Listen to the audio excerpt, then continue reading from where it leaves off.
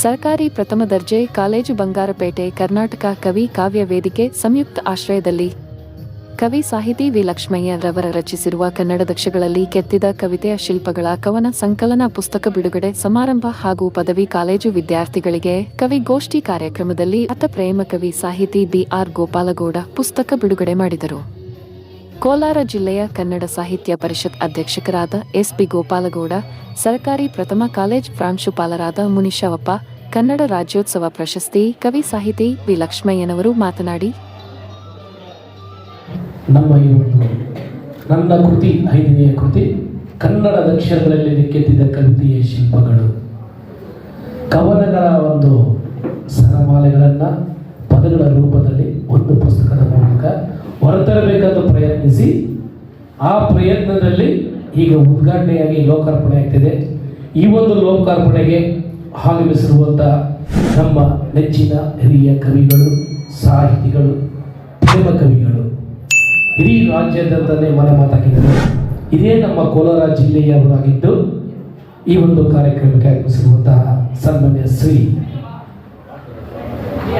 B R Lakshmana sir ಅವರು ಈ ಒಂದು ವೇದಿಕೆ ಮೇಲಿದ್ದಾರೆ.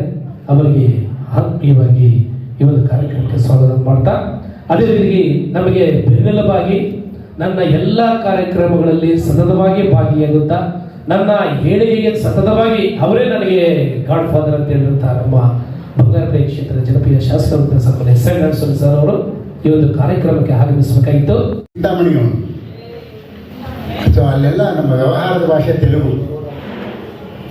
ಸೊ ಇಲ್ಲಿ ಕೂಡ ಅನೇಕರಿಗೆ ಮನೆ ಮಾತು ತೆಲುಗೇ ಆಗಿರ್ತದೆ, ತಮಿಳು ಇರ್ಬೋದು. ಕನ್ನಡ ಮನೆ ಮಾತಾಗಿರೋರು ಭಾಳ ಕಡಿಮೆನೇ ಇರ್ತಾರೆ. ಆದರೆ ನಿಜ ಹೇಳಬೇಕಂದ್ರೆ ಕನ್ನಡದ ಬಗ್ಗೆ ನಿಜವಾದಂಥ ಅಭಿಮಾನ ಬೆಂಗಳೂರಲ್ಲಿರೋರಿಗಿಂತ ನಮಗೆ ಜಾಸ್ತಿ ಇದೆ.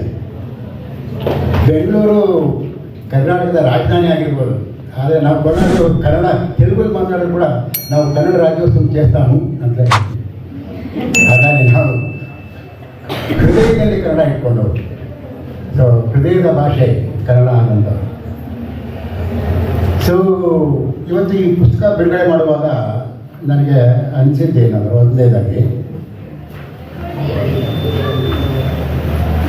ಮುಂಚೆ ಕಾವ್ಯ ಅನ್ನೋದು ಕೂಡ ಕೆಲವರ ಸೊತ್ತಾಗಿತ್ತಷ್ಟೇ, ಪಂಡಿತರ ಸೊತ್ತಾಗಿ ಆಸ್ಥಾನಗಳಲ್ಲಿ ರಾಜರ ಕವಿಗಣನ ಅಂತ ಬಂದಿತ್ತು, ಅಂದರೆ ಕವಿಗಳ ಗುಂಪು ಅವರ ಒಂದು ಇದರಲ್ಲಿ, ಅಂದರೆ ಕವಿತೆ ಅನ್ನೋದು ಆವಾಗ ಕೇವಲ ಪಂಡಿತ ಮಾನ್ಯರಂಥ ಸೊತ್ತಾಗಿತ್ತು. ಈಗ